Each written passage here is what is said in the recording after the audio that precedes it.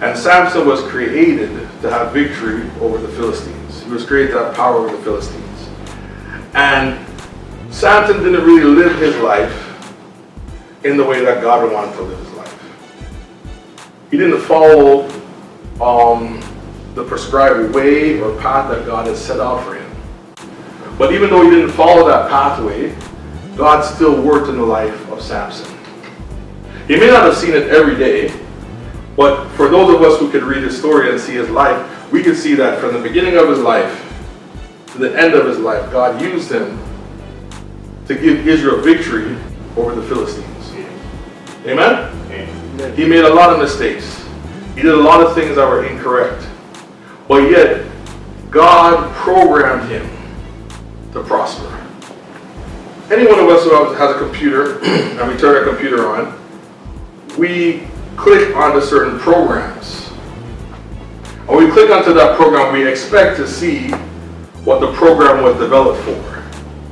So if I go to Facebook and I click onto Facebook, I expect to be able to connect with people because it was pre-programmed to do that.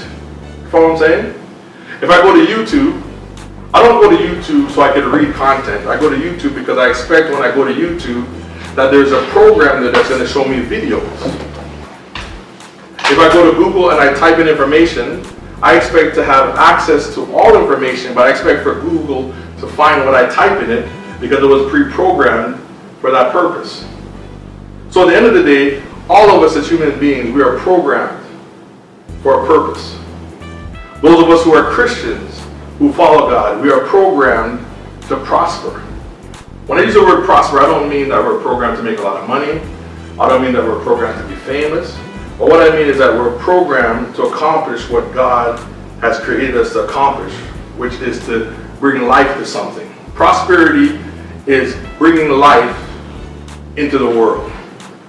And God is saying that I've selected everyone in this room because I want you to bring life into this world.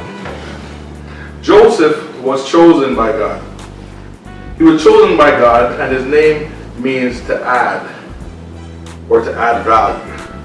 He was chosen by God, and his mother named him that, maybe not with the intention of him adding value to the world. Maybe she wanted him to add value to her. His father blessed him, maybe because he just loved him because it was his son. But the fact that his father blessed him, he was programmed to be an individual that would add value to the world. So at the end of the day, you have here Joseph, who is programmed to prosper. Joseph has brothers. He has 11 brothers, and all of them are programmed to prosper.